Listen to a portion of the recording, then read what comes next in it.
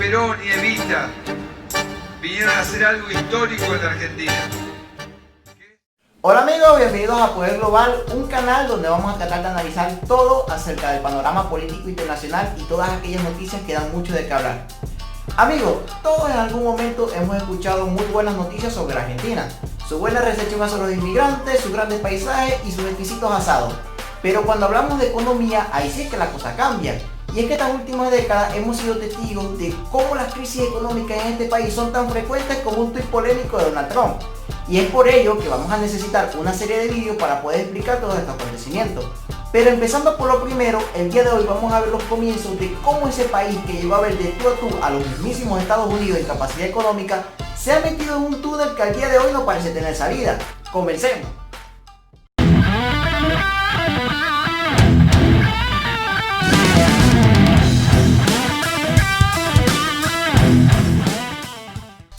Amigos, Argentina es un país bastante reconocido por su arquitectura europea, sus buenos mates y su obsesión por el fútbol. Y estos últimos años, desgraciadamente, también ha sido reconocida por sus crisis económicas, algo que para principios del siglo XX parecía muy poco probable. Y pues, si no me creen, vamos a ver esta gráfica.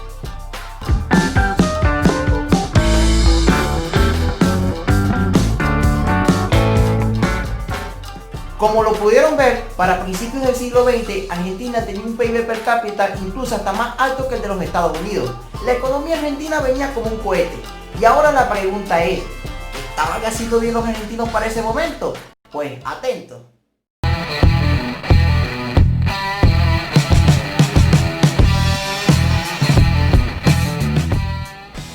Para finales del siglo XIX, Argentina era uno de los países más ricos del mundo. No se trataba de que era una economía grande para la región, era, con todas las letras, el país más poderoso del planeta en términos económicos, por encima de Estados Unidos, Alemania, Reino Unido y las potencias habituales.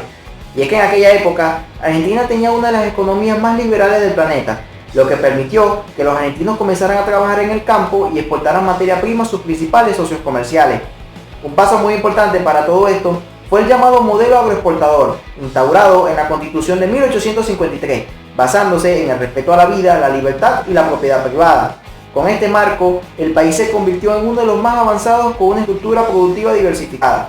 Ciertamente, el campo creció muy rápido, ya que se multiplicaron las hectáreas útiles gracias a la construcción de nuevos ferrocarriles, siendo la 10ª red ferroviaria más extensa del mundo.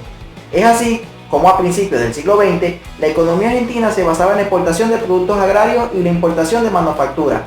El sector industrial era poco importante y el peso de la economía residía en la agricultura y la ganadería, con grandes extensiones de tierra dedicadas a la producción de cereal y carne de vacuno.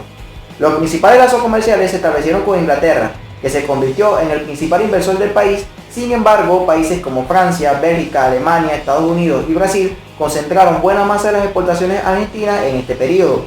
Mediante privatizaciones, exportaciones e incentivos a la producción y el agro, Argentina logró su posicionamiento económico. De ahí empezaría entonces el proceso de industrialización de la nación, que en 1914 representaba el 16% del PIB. Argentina fue, además, un ejemplo exitoso de inclusión migrante. Italianos, judíos, portugueses, alemanes, españoles y guaraníes conformaron el más grueso grupo de inmigrantes. Varios de estos llegaron para la capital a invertir, lo que repercutió de manera favorable en el país. Entre 1870 y 1920, más del 70% de la inversión extranjera en la región llegó a la Argentina. Amigos, después de saber todo esto, sin duda alguna, si se pudiera apostar por algún país para invertir en América Latina para ese entonces, Argentina estaría a la cabeza.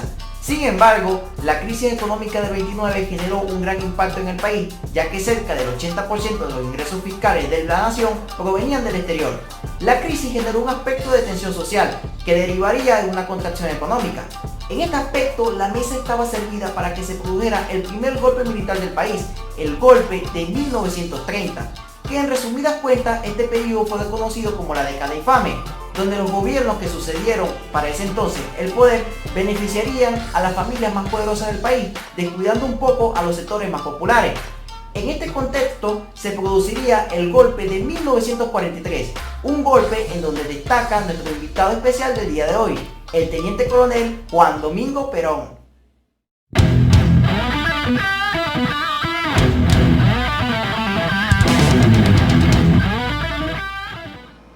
Luego de la caída de Ramón Castillo el 4 de junio de 1943, un movimiento militar dio paso a la figura que centralizaría la vida política del país durante largas décadas, como lo es la del coronel Juan Domingo Perón, donde proclamándose de algún modo continuador del espíritu de Irigoyen, aprovechó la diversidad de sus funciones en el gobierno revolucionario como vicepresidente, ministro de guerra y secretario de Trabajo y Previsión, para ir ganando posiciones en el seno del ejército y los sindicatos, algo que sin duda alguna supo ser a la perfección, donde esta presencia sindical daría sus frutos el 17 de octubre de 1945, ya que durante los primeros días de ese mes, una coalición de intereses militares y políticos había conseguido derribar y encarcelar a Perón.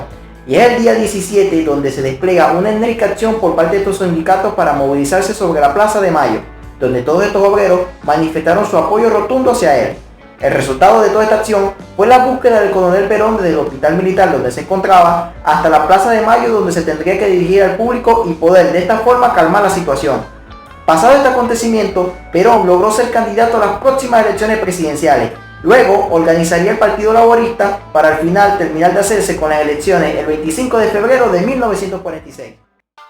Amigos, una vez que Perón se hizo con el gobierno, comenzó a implementar una política económica basada en el mercado interno, nacionalismo económico, justicia social y el rol del Estado en la industria.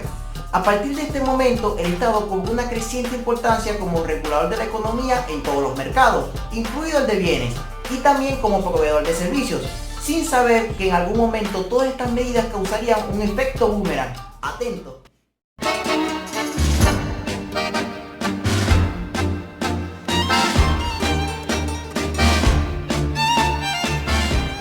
Para el año 1945, la Argentina seguía siendo un acreedor internacional, pero luego de esta nueva revolución económica, Juan Domingo Perón empezó a imponer fuertes aranceles con la justificación de incentivar el mercado interno del país.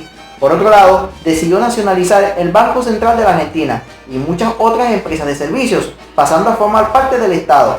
Luego de todo esto sería el inicio de un proceso que suele identificarse como la lucha distributiva, donde se lanzaron políticas sociales destinadas a mejorar el ingreso del trabajador y transferir la riqueza desde las clases empresariales a las clases obreras. Con este concepto de justicia social, se declararon los derechos al salario digno, al aguinaldo, a la jubilación, a la indemnización por despido, entre muchas otras cosas. El problema era que todos estos beneficios no eran consecuencia de un mayor desarrollo y riqueza en el país, sino que venían a distribuir la misma porción del pastel entre más personas, y específicamente entre los sectores más desfavorecidos. Esos beneficios aumentaron los costos de producción de las empresas y rápidamente lo trasladaron a los precios, lo que presionaba a una increíble inflación en el país. A partir de estas medidas adoptadas por el gobierno de Perón, se desató un incremento exponencial en el gasto público, donde el Estado, a partir de ahora, tenía que financiar a las empresas estatales porque comenzaron a ser poco productivas, tenía que pagar salario a una avalancha de empleados públicos, tenía que mantener paquetes y programas sociales, entre muchas otras cosas. Y ustedes se preguntarán, ¿y cómo hacían para financiar todo esto? Pues les tengo una pista. Comienza con imprimir y termina con billetes. Y gracias a esta práctica, la inflación en el país comenzó a crecer como la espuma, generando un gran descontento entre los argentinos.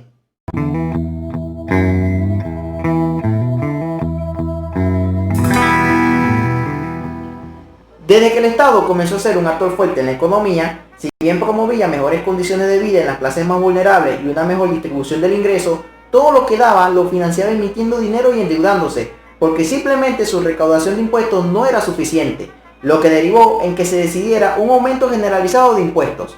Pero este, sin embargo, tampoco alcanzaba para cubrir los gastos, y en cambio, las empresas trasladaron a precios esos mayores pagos de impuestos, lo que aceleraba aún más la inflación. Por otro lado, los subsidios que emitía el Banco Central de la República Argentina generaron muchos conflictos, ya que la sociedad se dio cuenta de que ese dinero otorgado a las empresas salía de sus bolsillos mediante la crecida de impuestos o simplemente mediante la emisión de monedas sin respaldo, lo que les terminaría generando más inflación. Es decir, un negocio perder-perder. De esta forma fue como el gasto público, el proteccionismo y la emisión de billetes fueron dañando la competencia empresarial de la nación, pulverizando los márgenes de producción y derrumbando la bonanza económica. Todas estas cosas llevaron a un nuevo golpe de Estado en el país en 1955, un golpe donde sacarían al coronel Perón. Desafortunadamente, los militares que vinieron a sustituir al teniente coronel no lo hicieron muy bien que digamos, ya que fueron algo así como la versión Macri pero del siglo XX. Sin embargo, la ideología peronista se ha mantenido intacta entre los argentinos, convirtiéndose en una de las más importantes del país. Y bueno amigos, eso ha sido todo por este video. Ahora bien, ¿Piensas que el peronismo marcó un antes y un después en la población argentina? Déjanos tu comentario en la parte de abajo. Por otro lado, te invitamos a que te suscribas a nuestro canal y a que nos sigas en nuestra página en Instagram, Poder Global 1, que estamos subiendo datos curiosos todos los días. Gracias por ver este video y nos vemos en un próximo capítulo.